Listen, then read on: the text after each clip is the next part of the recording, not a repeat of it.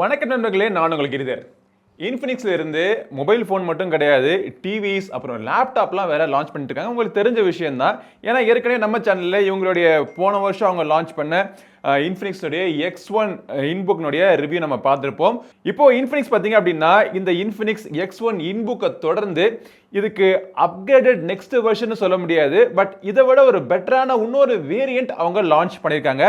அதுக்கு பேர் பார்த்தீங்கன்னா Infinix X1 இன்புக் ஸ்லிம். பேர்லயே அவங்க சொல்லிட்டாங்க, ஸோ இந்த லேப்டாப் வந்து ஸ்லிம்மான ஒரு வேரியன்ட் அப்படின்னு. பட் ஸ்லிம்மா இருந்தாலுமே பல விஷயங்களை அவங்கள காம்ப்ரமைஸ் பண்ணல, ஒரு சில விஷயங்களை அவங்க ரிமூவ் பண்ணியிருக்காங்க. ஸோ ஃபிசிக்கலாக என்னென்ன ரிமூவ் பண்ணியிருக்காங்க, என்னென்ன வித்தியாசங்கள் இந்த இரண்டு லேப்டாப்புக்கும் அப்படிங்கிறத பார்க்கறது மட்டும் இல்லாமல் இந்த Infinix X1 ஸ்லிம்மை நம்ம அன்பாக்ஸ் பண்ணி பாக்ஸுக்குள்ள என்னென்ன வருது அப்படிங்கிறத பார்த்துட்டு என்னுடைய அறிமுக விமர்சனம் உங்களோட நான் ஷேர் பண்ணிக்கிறேன்.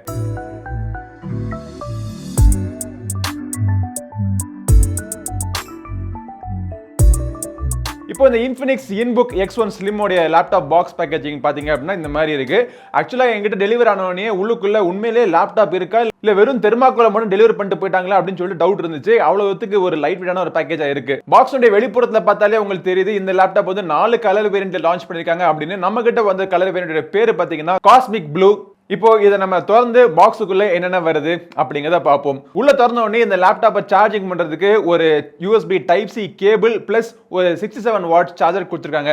இந்த சார்ஜர் பார்க்கறதுக்கு ஒரு மொபைல் போன் சார்ஜர் மாதிரியே தான் இருக்கு. இதை வந்து நீங்க மொபைல் போன் சார்ஜ் பண்றதுக்கும் நீங்க யூஸ் பண்ணிக்கலாம். இது தவிர இந்த லேப்டாப் கொடுத்துருக்காங்க Infinix X1 Slim. அப்புறம் ஒரு சில யூசர் மேனுவல் டாக்குமெண்டேஷன் எல்லாமே இருக்கு. இந்த Infinix இன்புக் X1 Slim உடைய விலை விவரங்கள் என்ன அப்படிங்கறத சொல்றேன். இது வந்து 3 ப்ராசஸர் வேரியன்ட்ல அவைலபிளா இருக்கு.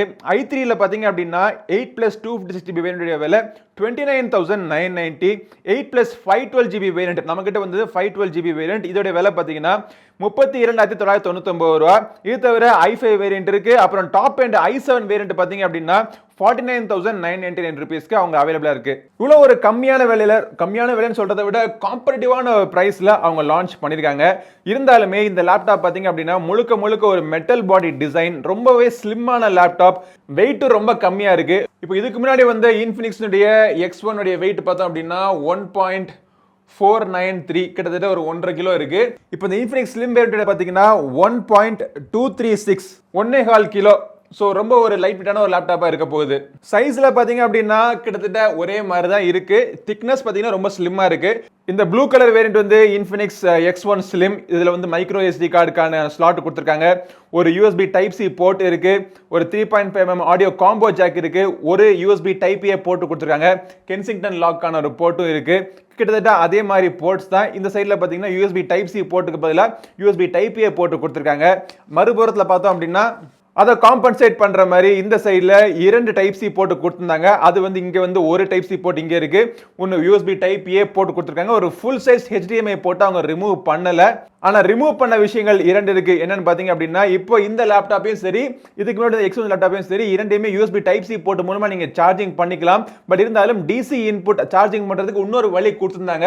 அது தேவையில்லாதுன்னு சொல்லிட்டு அதை ரிமூவ் பண்ணிட்டாங்க. அதே மாதிரி செக்யூரிட்டிக்காக ஒரு அம்சம் கொடுத்திருந்தாங்க. இந்த பட்டனை பிரஸ் பண்ணோம் அப்படின்னா கேமரா பிளஸ் மைக் வந்து ஹார்ட்வேர் லெவல்ல கட் ஆயிரும் அப்படின்னு யூஸ் கொடுத்திருந்தாங்க. பட் நான் யூஸ் பண்ண வரைக்கும் இந்த லேப்டாப்ல இந்த பட்டன் நான் எப்பவுமே ஆன்ல தான் இருக்கு. நான் ஆஃப் பண்ணி வச்சதே இல்லை. ஸோ அதே மாதிரி நிறைய பேர் கமெண்ட் கொடுத்திருப்பாங்க போல. ஸோ அதை வந்து இப்போ ரிமூவ் பண்ணிட்டாங்க. கீழ்ப்புறத்துல பாத்தீங்க அப்படின்னா ஃபேன்ஸ்க்கான வெண்ட் கொடுத்திருக்காங்க. ரப்பர் ஃபீட் இருக்கு. இந்த லேப்டாப்பை நீங்க ரிமூவ் பண்ணணும் அப்படின்னா, ரிப்பேர் பண்றதுக்காக எப்பயாச்சும் ரிமூவ் பண்ணணும் அப்படின்னா ஸ்க்ரூஸ் எல்லாமே ஈஸியா அவங்க கொடுத்திருக்காங்க, ரிமூவ் பண்ணிக்கலாம்.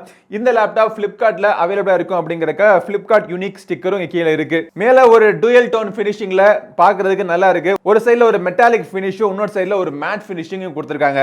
லேப்டாப் ஃபுல்லா ஹேண்டில் பண்றதுக்கு ரொம்பவே ஸ்லிம்மா லைட் வெயிட்டா இருக்கு.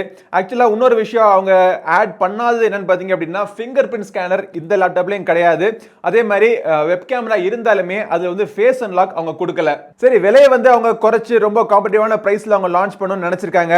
அதனால இந்த மாதிரி ஃபீச்சர்ஸ்ல ரிமூவ் பண்ணதில்ல, எந்த பிரச்சனையும் கிடையாது. பட் ஒரு இன்ட்ரெஸ்டிங்கான ஃபீச்சர் ஆட் பண்ணிருக்காங்க. என்ன அப்படின்னு பாத்தீங்கன்னா, இந்த ஃப்ரண்ட் கேமரா இருக்கு பாத்தீங்களா, அதுக்கு வந்து LED ஃபிளாஷ் லைட் கொடுத்திருக்காங்க. இந்த மாதிரி ஒரு ஃபீச்சர் இது வரைக்கும் நான் எந்த லேப்டாப்லயும் பார்த்தது கிடையாது.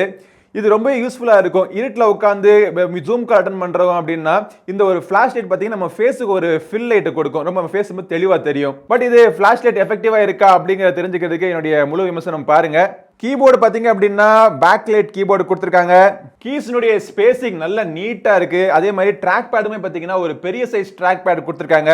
இங்கிலீஷ்ல ஒரு வரியில சொல்லணும் அப்படின்னா நோ நான்சென்ஸ் டிசைன் அப்படின்னு சொல்லலாம். ஸ்பெக் பாத்தீங்க அப்படின்னா நம்ம கிட்ட வந்து வேரியன்ட் i3 வேரியன்ட் சொல்லியிருந்தேன். இவங்க வந்து 10th ஜெனரேஷன் ப்ராசஸ் தான் யூஸ் பண்ணிருக்காங்க.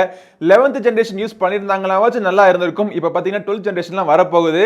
பட் இந்த லேப்டாப்பை அவங்க லான்ச் பண்ணதுக்கான நோக்கம் என்ன அப்படின்னா, ஏற்கனவே அவங்க லான்ச் பண்ண அந்த 10th ஜெனரேஷன் மாடல் இருக்கு பாத்தீங்களா, அதுக்கு ஒரு அப்கிரேட் அவங்க லான்ச் பண்ணல, அதனுடைய இன்னொரு ஒரு ஸ்லிம் வேரியண்டா அவங்க லான்ச் பண்ணிருக்காங்க. அதே நேரத்தில் விலையை அவங்க கம்மியா வைக்கணும் அப்படிங்கிறப்போ 10th ஜெனரேஷன் ப்ராசஸர் அவங்க யூஸ் பண்ணது அவங்களுக்கு அந்த விலையை குறைக்கிறதுக்கு கண்டிப்பா ஹெல்ப் பண்ணிருக்கும். பட் இதனால பெர்ஃபார்மன்ஸ் ஏதாச்சும் குறை இருக்கா அப்படிங்கறத முழு விமர்சனம் நான் சொல்றேன். தொடர்ந்து பார்த்தோம் அப்படின்னா 8GB கான RAM இருக்கு, 512GB கான ஸ்டோரேஜ் உங்களுக்கு கொடுத்திருக்காங்க. எக்ஸ்டர்னல் கிராபிக்ஸ் கார்டுலாம் கிடையாது, இன்டகிரேட்டட் கிராபிக்ஸ் கார்டு இதுல கொடுத்திருக்காங்க. இந்த Infinix X1 Slim லேப்டாப்ல பாத்தீங்க அப்படின்னா 14 இன்ச்சுக்கான டிஸ்ப்ளே கொடுத்திருக்காங்க. 300 nits பிரைட்னஸ் வரைக்கும் இருக்கக்கூடிய டிஸ்ப்ளே, 100% sRGB கலர் கேமிட்கான சப்போர்ட் இதுல கொடுத்திருக்காங்க. டிஸ்ப்ளே பார்க்கிறதுக்கு நல்லா இருக்கு, நல்ல ஒரு கலர்ஃபுல்லான ஒரு டிஸ்ப்ளேயா தெரியுது. இப்போதைக்கு 2-3 டெஸ்ட் ரன் பண்ணி பார்த்ததுல பெர்ஃபார்மன்ஸ் அதாவது i3 ப்ராசஸர் வச்சு பார்க்கறப்போ ஓகே தான் தெரியுது. பட் இன்னும் நிறைய டெஸ்ட்ல ரன் பண்ணிட்டு உங்களுக்கு ஃபைனல் ரிவ்யூல சொல்றேன். DTS சப்போர்ட்டட் டூயல் ஆடியோ சிஸ்டம்லாம் கொடுத்திருக்காங்க.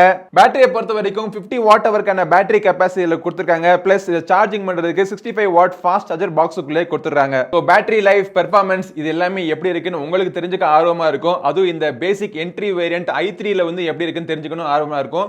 சோ அதை வந்து நம்மளுடைய முழு விமர்சனத்தை நான் சொல்றேன் உங்களுக்கு. சோ இந்த பதிவு பிடிச்சிருந்தா லைக் பண்ணுங்க.